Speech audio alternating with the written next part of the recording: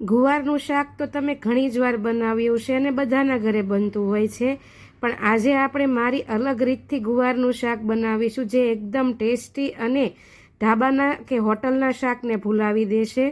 જો તમે ક્યારે આ રીતથી ન બનાવ્યું હોય તો એકવાર જરૂરથી ટ્રાય કરજો. એકવાર બનાવશો તો વારંવાર બનાવવું પડશે તેવું આ શાક બનશે.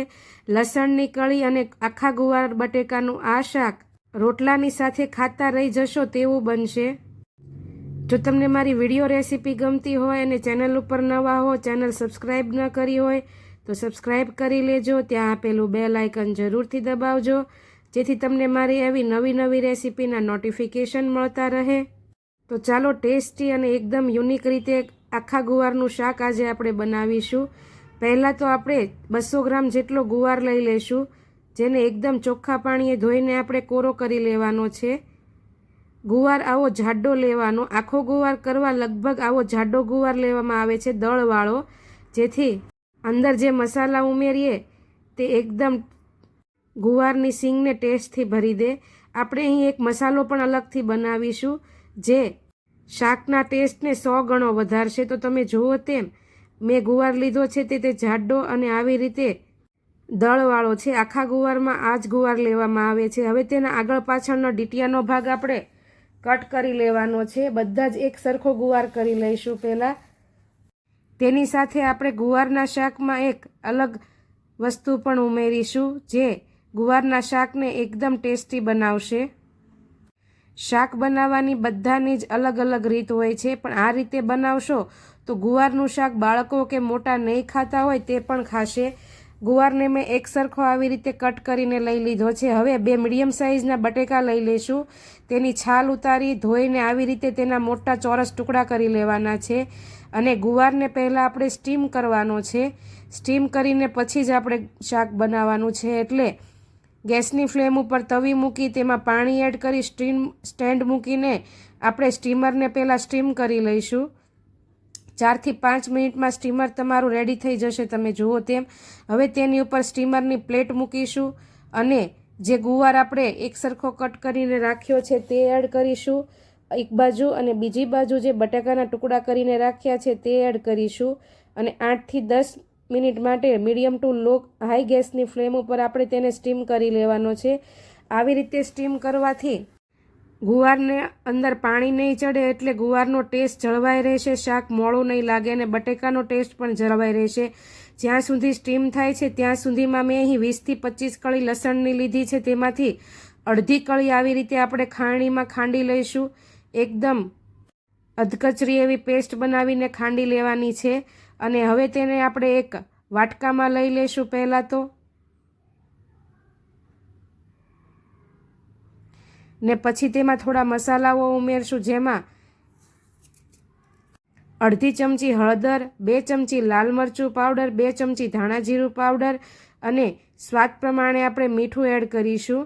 મીઠું આપણે ગુવારને સ્ટીમ કરવામાં નથી નાખ્યું એટલે આપણે શાકના ટેસ્ટ પ્રમાણે મીઠું અત્યારથી જ એડ કરી દઈશું અને તેમાં થોડું એવું પાણી ઉમેરીને આપણે તેની પેસ્ટ બનાવી લેવાની છે. એકદમ થીક પેસ્ટ બનાવવાની છે.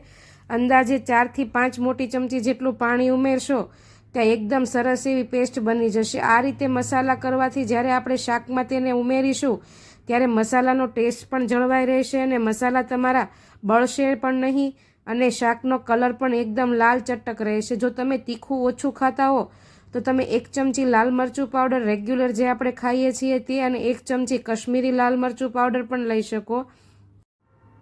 તમે જુઓ તેમ 4 ચમચી જેટલું પાણી એડ કર્યું છે. તેમાં સરસ એવી સ્મૂથ પેસ્ટ બનાવીને તૈયાર થઈ ગઈ છે. હવે 8 થી 10 મિનિટ જેવો સમય થઈ ગયો છે અને આપણી જે સ્ટીમ કરવા માટે જે ગુવાર મૂક્યો છે તે પણ સ્ટીમ થઈ ગયો છે. ચાકુની અણીથી આપણે બટેટાને પહેલાં ચેક કરી લઈશું. સરસ એવા બફાઈ ગયા છે. હવે તેને આપણે સ્ટીમરની પ્લેટ જુદી લઈને એકદમ ઠંડા પડી જવા દઈશું ગુવાર અને બટેકાને, અને ત્યાં સુધીમાં આપણે શાકનો વઘાર કરી લઈશું.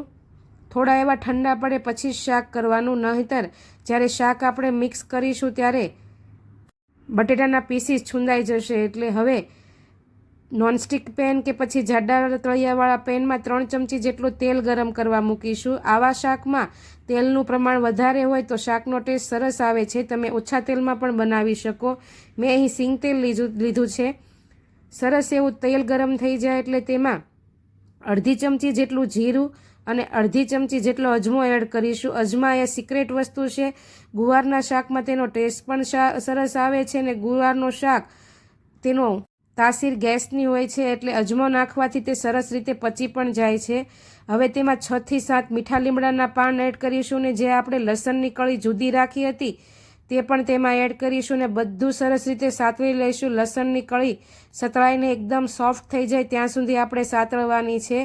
પછી આપણે જે પેસ્ટ એમાં તૈયાર કરીને રાખી હતી તે એડ કરીશું અને તેને બરાબર મિક્સ કરીને 30 સેકન્ડ માટે તેલમાં પહેલાં તો સાતળી લઈશું.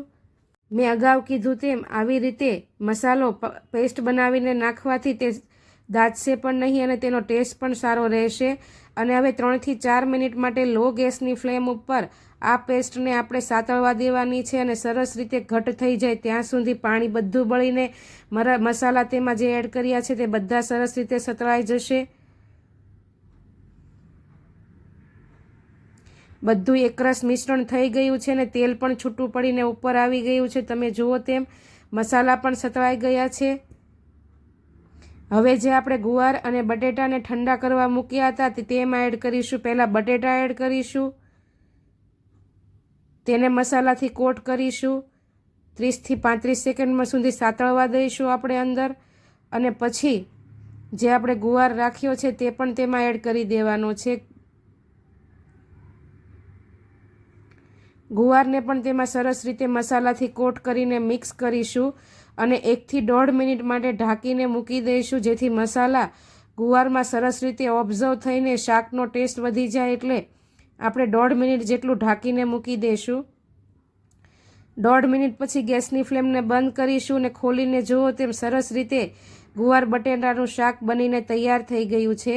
તમે આ રીતે બનાવો છો કે નહીં તે કોમેન્ટમાં મને જરૂરથી જણાવજો. અને ગુવારના શાકની મારી આ રેસીપી તમને કેવી લાગી તે કોમેન્ટ કરીને જરૂરથી કહેજો. તો ચાલો આવતીકાલે આવી નવી રેસીપી સાથે ફરી મળીશું. અને જો તમે શિયાળાના ખજૂર પાક કે પછી ગમે તે પાકની રેસીપી જાણવા માગતા હો તો મને કોમેન્ટમાં જરૂરથી કહેજો. આવતીકાલે ફરી મળીશું. આવજો. જય શ્રી કૃષ્ણ.